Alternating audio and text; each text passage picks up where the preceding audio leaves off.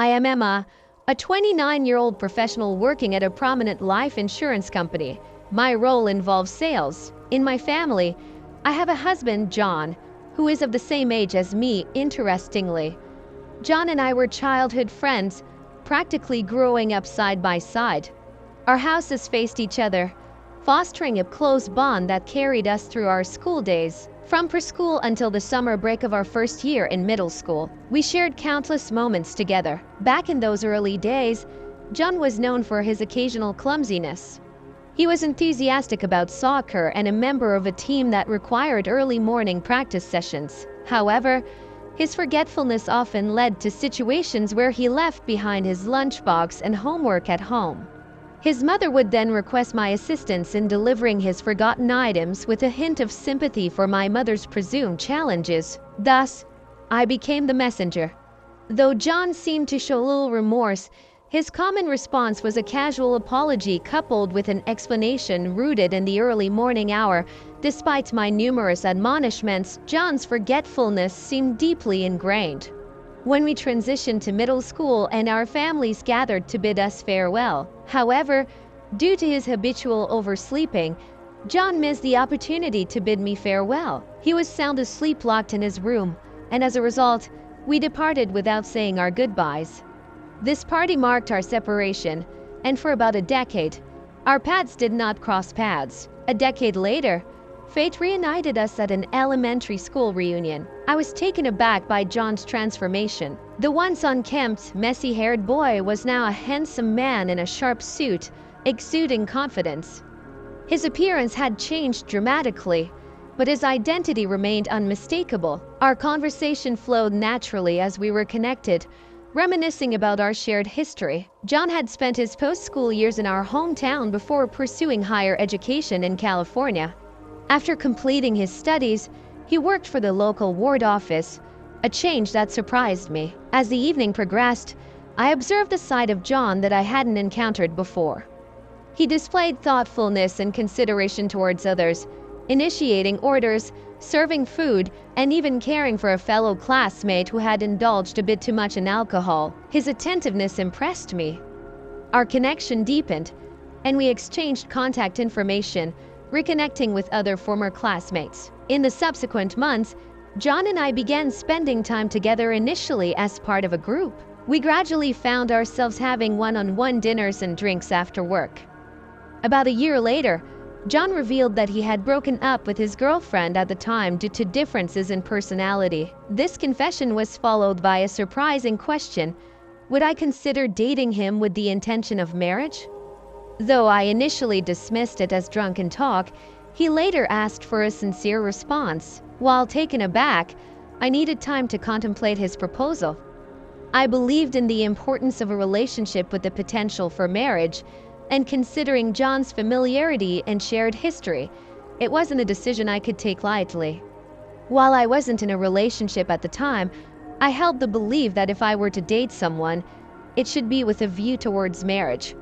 Considering my long-standing friendship with John, knowledge of his strengths and weaknesses, and understanding of his family, I began to see the feasibility of such a union. Eventually, I agreed to his proposal. We informed our parents, who welcomed our decision. Our relationship transitioned smoothly, leading to our marriage. 2 years later, the occasion was met with warm congratulations, and I embraced the role of a joyful bride, surrounded by the support of friends and family. As we embarked on this new journey together, I felt an overwhelming sense of happiness. However, the reality of our married life soon brought unexpected challenges. I discovered a side of John's character that I had not encountered before: his lack of responsibility. From not cleaning up after meals to allowing dishes to pile up and disregarding proper trash disposal, his habits were far from ideal. His explanation for this behavior lay in his previous living arrangements, where he often relied on pre-made meals or eating out, eliminating the need for dishwashing. This revelation shook me as it contrasted sharply with the image I had of him. During our dating phase and early marriage, it became evident that addressing this disparity in responsibility would require open communication and effort from both of us. Our journey as a married couple was undeniably far from perfect, but it was an ongoing process of growth and understanding, one that I was committed to navigating alongside John. He used to reside in a place where discarding almost everything as trash was the norm, excluding recyclable items like cans and bottles. It turns out that John had rarely engaged in sorting his waste, attempting to instill some order. I proposed that we do it together and make an effort to teach him household chores. However, John dismissed the idea, claiming he was too busy and that those who could handle it should take care of it. My response was to introduce multiple trash cans for easy disposal, complete with lists indicating what should go where. Unfortunately, he disregarded this system, continuing to toss all items into a single bin, ignoring my warnings. In addition to this, John faced a consistent struggle with waking up on time. His ex-girlfriend, who had lived in the same apartment previously, used to hold a spare key and act as his alarm clock. I endeavored to fulfill this role, but it proved challenging. His mornings often began with me urging him to wake up, only for him to resist and request just 5 more minutes beneath the covers. Eventually, he would wake himself just in time to avoid being late, only to question why I hadn't succeeded in waking him earlier. The financial aspects of our relationship also presented hurdles, while we divided living expenses, with John covering rent and utilities. I took responsibility for food and social costs, yet John's forgetfulness led to him frequently neglecting to deposit money for automatic deductions, resulting in multiple instances of electricity or gas shutdowns. I, who is unaware of these bills due to his management of his mail, had to scramble to make payments and restore services. Our communication deteriorated as I expressed frustration over his carelessness, and he responded defensively, placing the onus on me to cover for his forgetfulness. Roughly 2 years into our marriage, the apartment we lived in was slated for demolition due to its age, prompting us to seek a new residence. While our search for a suitable property proved challenging, we eventually decided to construct a new home. I agreed to take out the mortgage myself, considering John's propensity to forget payments.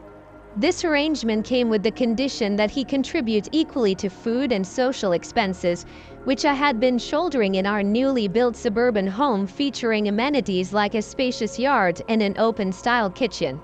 I worked diligently to meet mortgage payments while also striving to save for our future, including the desire to have children. However, John's attitude began to change around this time. He began to question his responsibility for living expenses, stating that I was covering the mortgage and therefore he needed not contribute as much. He expressed his desire to indulge in personal spending as he did when he was single. Despite my attempts to reason with him about financial responsibility, he continued to spend recklessly, purchasing items like an expensive golf set and a large SUV. Even though he seldom used them, these issues coupled with his careless spending began to cool my affection for him. Yet I hesitated to end the marriage. A mutual friend's call alerted me to rumors of John's involvement with another woman. While initially skeptical, I was provided with evidence, including a photo of John with the woman during a local event. This revelation was disheartening. Despite our disconnected relationship, I wasn't yet prepared for a divorce. However, as our situation deteriorated, further arguments over expenses persisted, and during one heated exchange on Christmas, John threw divorce papers at me. Though my cousin's visit provided a brief respite, my return home in January uncovered a startling scene. The entryway held a pair of unfamiliar red high heels, and a strange woman was found sleeping in our bed. Startled, I inquired about her presence, prompting her to awaken and ask who she was. Our relationship had unraveled to the point where I was unaware of guests, even overnight ones. In my own home, the atmosphere was tense and our connection had grown cold and distant. "Who are you?" she demanded. "Who the hell are you? And what are you doing here?" In response to my question, she shoved back with a glare and retorted, "Who are you?" A sudden realization dawned upon me. This was the very woman from the photograph my friend had sent me. "You know, this is my house," I asserted. This is my house. John's house." Are you a thief?" She responded with a claim that seemed utterly absurd. As I was about to inquire about my husband's whereabouts, the bedroom door swung open, and there stood my husband. "Oh, why are you here?" he stammered, his complexion visibly paling. It became painfully clear that they were having an affair right here in our home. Overwhelmed with disgust, I instinctively recoiled from my husband. "Who is she?" I coldly demanded of John. The woman began her own line of questioning, but I interrupted her. "This is my house, and this man is a stranger to me. You are neither an acquaintance nor anything else, so please leave. I'll call the police for trespassing." I delivered this sternly, forcefully driving the woman away. "What are you talking about?" John interjected. "The one who should leave is you. Besides, I just submitted divorce papers to City Hall. This house will belong to my new wife. Here, it's a gift from me. A token of my love." Astonished, I struggled to process his words. "What are you talking about?" "The divorce papers you gave me on Christmas. I haven't signed or stamped them. This is document forgery. A crime." John attempted to downplay my accusation, claiming it was an exaggeration to call it a crime. "Well, I was going to submit the divorce papers you gave me on Christmas after the New Year. I wanted to discuss things like property division, but since you've already submitted them, I suppose we're strangers now. Please leave." These events were the culmination of the growing concerns I'd been discussing with others about John's behavior when I returned home at the end of the year. Everyone had advised me to end the relationship as soon as possible, and their words had nudged me towards filing for divorce.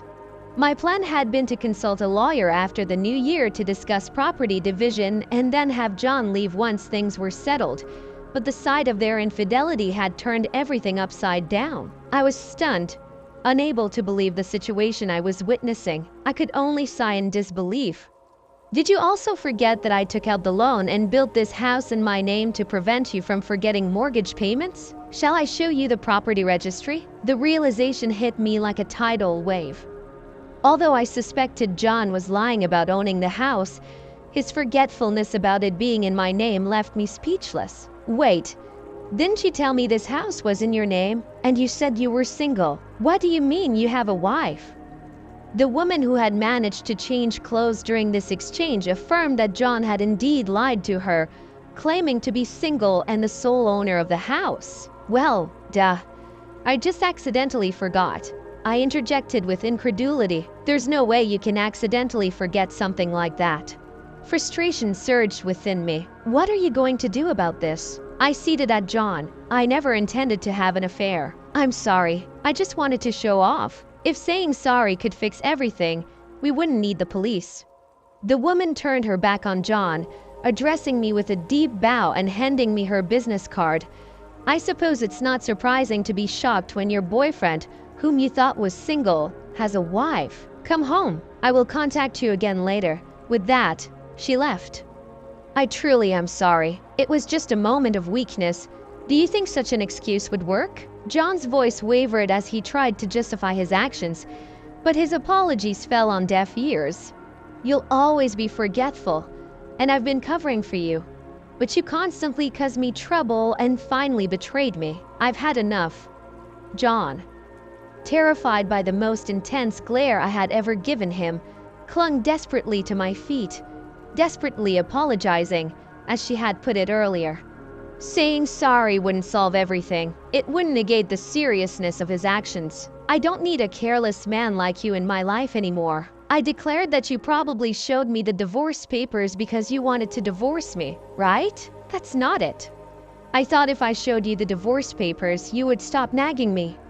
I thought you wouldn't want to be with me, but you never improved, so I went ahead with it. It's your fault." He snapped back defensively. My patience finally snapped. "Don't be ridiculous. Divorce papers aren't a tool for manipulation. You know what? I'm sick and tired of taking care of a slob like you. If you understand a thing, get out of here right now. But I don't want to hear your excuses. That's going to be your problem. Frankly, I couldn't care less about your circumstances, so please just leave immediately and let me be clear. If you hesitate, it's going to turn into a much bigger problem. Don't even think about pulling that starting over card. Reconsider all you want, but I've had enough. His pleas fell on deaf ears as I forcibly dragged him to the front door. He cried out and begged to open the door, but I remained unyielding. Eventually, he vanished from sight. Rumor has it that he returned to his parents' home, but that was already too late. I'd beaten him to the punch and informed them about our divorce. They knew the whole story, and they didn't even want to let him inside.